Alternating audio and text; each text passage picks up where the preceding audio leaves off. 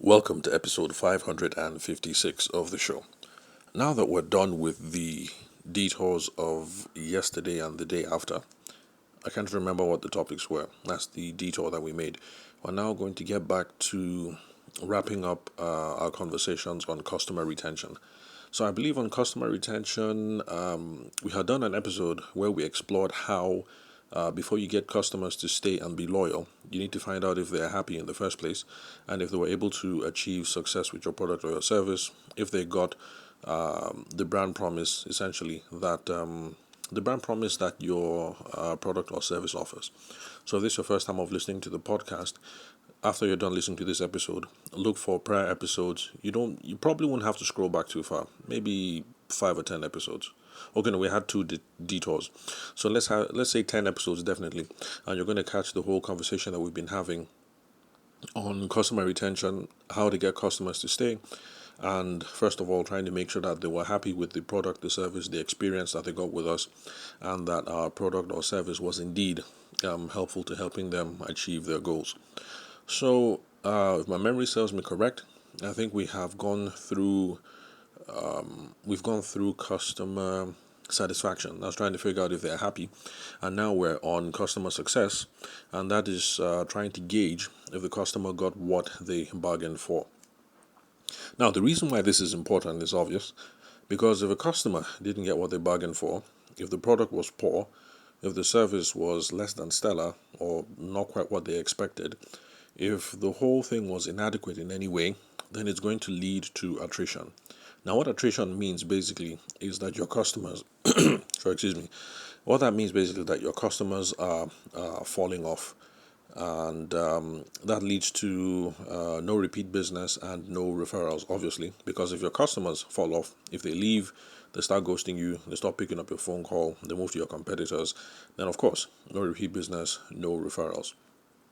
And another downside about that is that it makes maintaining consistent profits really hard, because keeping your profits stable for most businesses depends on you having a constant payroll of people doing business with you again and again and again. So if you're a baker, for instance, and most of the people only do business with you once, then you're finding it hard to maintain your profits, because you can't forecast what profits might be next month or in 2 months, and you're constantly trying to run promos and looking for new people to come into the store. But if you have a steady set of people that you can bank on, let's say you did the wedding cake for the bride, and she was real happy, and then for the gender reveal, they came back for a cake, and then for the delivery, no, not the delivery, what's it called? The naming ceremony, they come back for another cake, and then the birthday party, they come back for another cake, and maybe there's something going on in the bride's office and she recommends you, and then there's another cake for the end of year party. I'm sure you get the picture. So in this case, because you've done a good job in your business as a baker, you have one bride, and over the course of 2 years, let's say 2 years or 2.5 years, she's gotten 5 cakes from you, and within that time she's also made some referrals, spoken to her colleagues, her sisters, her aunt, whatever. So imagine how easy your business life would be if, after 5 years of business as a baker, having attended to dozens and dozens of brides, you have a core loyal group of maybe 15 or 20 people like this, who are constantly looking for ways to shout you out, to bring you business, and always coming back. So that's the idea. Why customer success is good, and we need to make sure that we get rid of attrition. And attrition is people falling out of our pipeline and who no longer want to do business with us. So, how do you figure out if the customers are happy? And just like with customer satisfaction, unfortunately, you have to put in the work. You have to ask them, and that's because most people don't say whether they've had a good experience or a bad experience, and that is something that is nearly universal when it comes across cuts across different cultures. So whether in America or Canada or Nigeria or Zimbabwe, there are some people who will go out of their way to say, dude, you did a very good job. I was impressed with this. I was impressed with that. And they'll give you that unsolicited feedback. But those people are a minority. Also, there are some people who are going to pick up the phone or go to your office and shout you down and say, I can't believe you did this. This was crap. This was crap. This was crap. That was crap. Well, thankfully, those people are also a minority.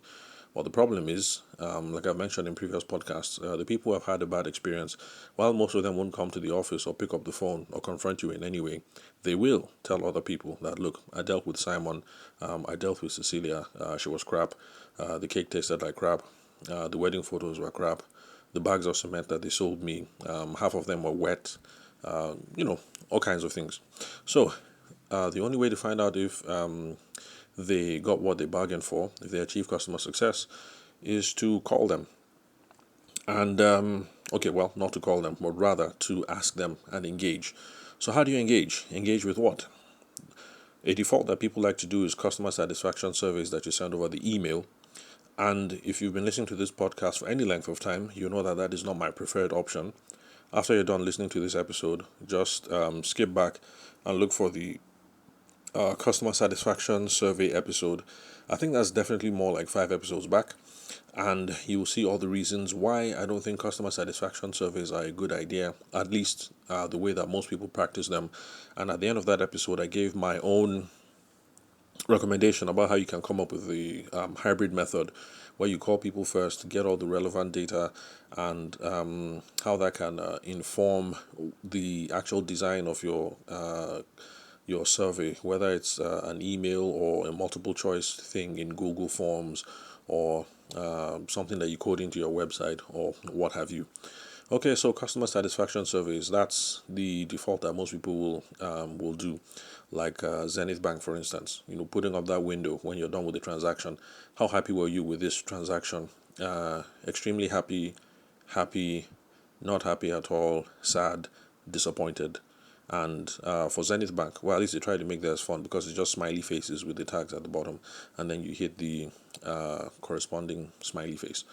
So let's see what else. So it doesn't have to be an actual survey like Zenith Bank has shown.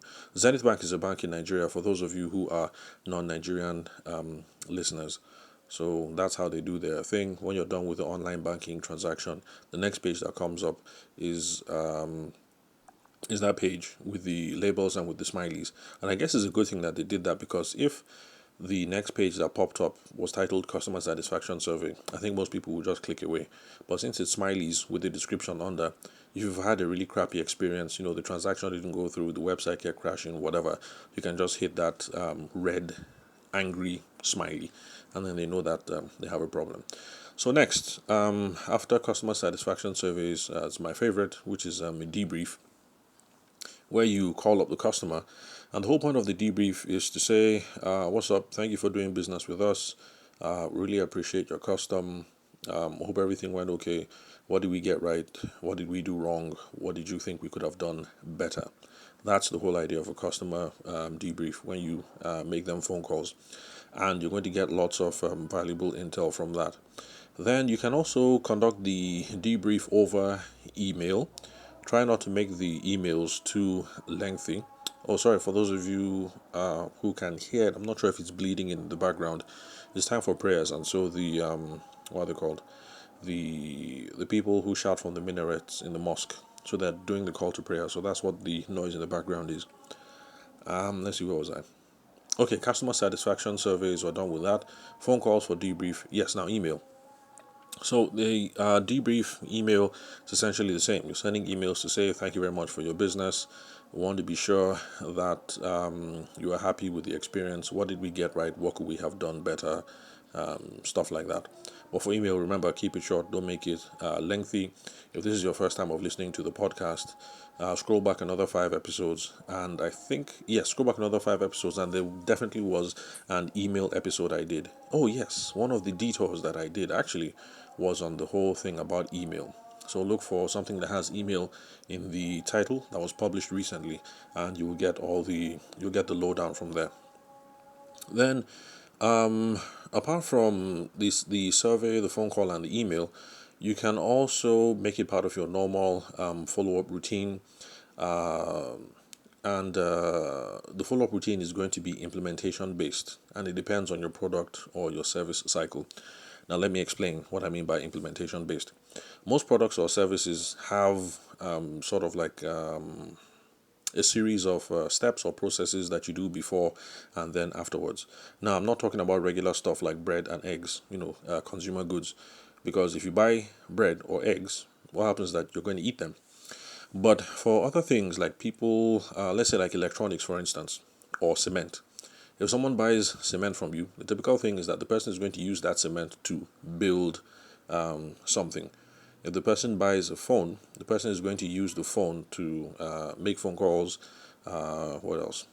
Take photos, what have you, whatever it is that people bought it for. And if someone buys a car, of course, the person buys the car because they want to move their family members around or use that to support their business. And yeah, I'm sure you get the picture. So people are buying something to do something else.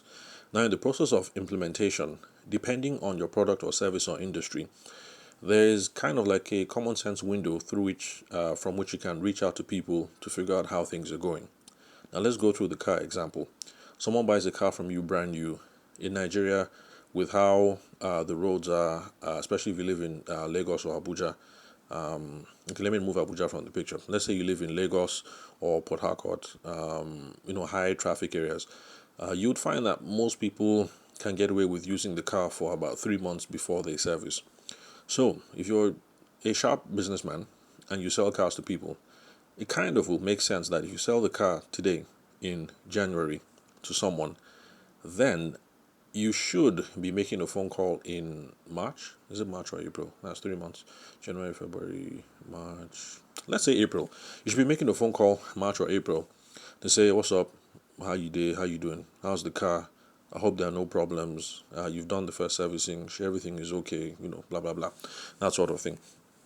Now, in the process of making these kinds of follow-ups, which are based on the product or service cycle, you're going to be able to find out quite a lot.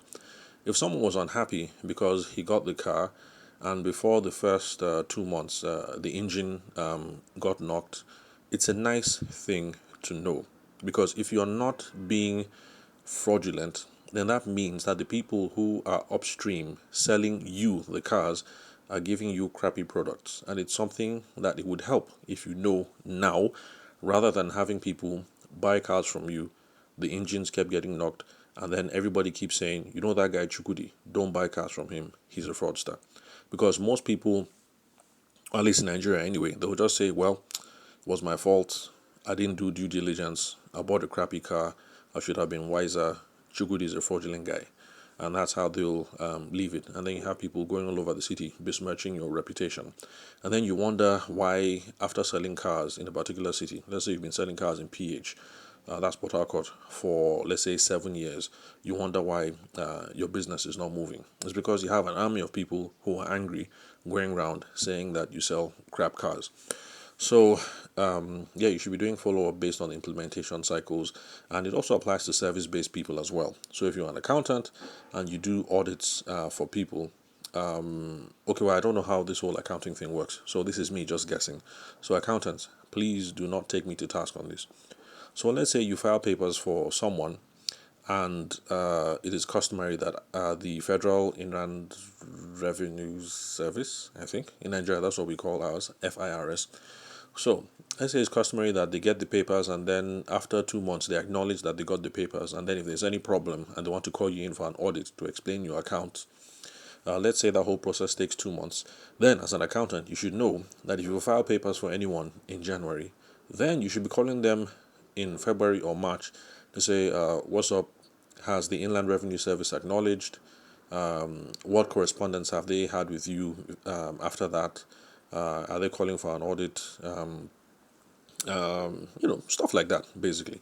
So during these kinds of conversations, whether you sell cars or you're an accountant, you're going to be able to figure out, was the customer got what they bargained for when they bought the car, or when they engaged your accounting services.